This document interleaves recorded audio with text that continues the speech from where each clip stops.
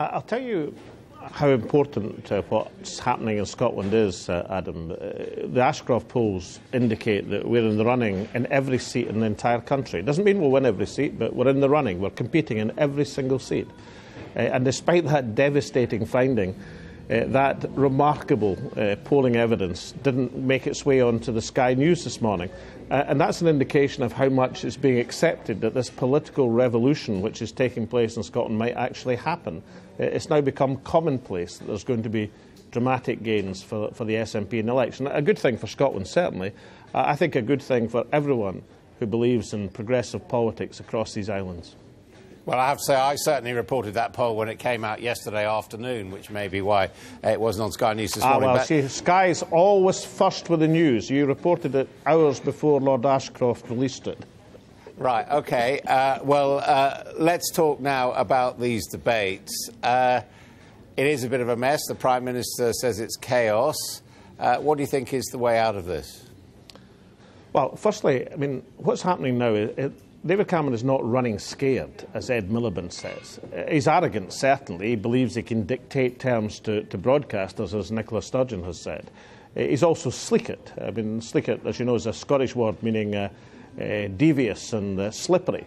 He believes he can get out of the debates because he believes that he has everything to lose and very little to gain from taking part. And two things I would say. One, that he's been allowed to get into this position for two reasons. One, that when the broadcasters made their last proposal for the two 7-way debates and the head-to-head debate, the Liberals and the Labour Party should have accepted that immediately to put Cameron in a corner, and they didn't, allowing him to make his latest moves. And secondly, of course, that you allowed him to get away with not debating during the Scottish referendum, where he did exactly the same thing. He refused to come to the table, refused to come to the rostrum, refused to have the two-way debate, and there wasn't enough pressure on him, enough penalty. And he thinks, having got away with it last year, he can get away with it this year as well. That's why he's not running scared. He's just arrogant and sleek. OK, so give us some advice. How do we get him to debate? Empty chair him. That's what to do. Make it absolutely clear, the broadcaster, to get, you've made your proposal, and the Prime Minister will be empty-chaired if he doesn't turn up for any debates, and turn the last debate, instead of being the head-to-head, into another 7-party debate. That any debate he doesn't turn up to, then the Prime Minister of this country should be empty-chaired. That is nothing in the chair, not even a tub of lard, as Have I Got News for You once did for Roy Hattersley. I don't know what you'd put in for the Prime Minister, maybe a magnum of champagne or something. Empty-chair him. If you do that, then I think Downing Street will back down. Do you think there's any truth in his claim that debates suck the life out of election campaigns and that debates should only take place when the election campaign isn't on? No. I think if you have all the key parties and legitimate parties in a debate taking part, it's part of the democratic process. Now, some people say that if you have 7-party debates, it can't be exciting. I think that's absolutely nonsense.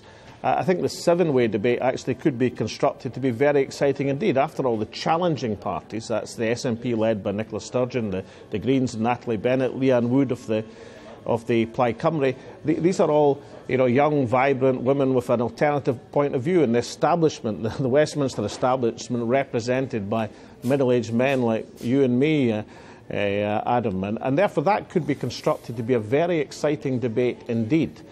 So as long as the framework of the debate, then there's every reason to have all these legitimate voices taking part. And I think the public would enjoy that, to see the alternative points of view, as opposed to the kind of stale sameness that has pervaded politics at Westminster for far, far too long. So having a 7-way debate now, as David Cameron wants, is that a goer in your view?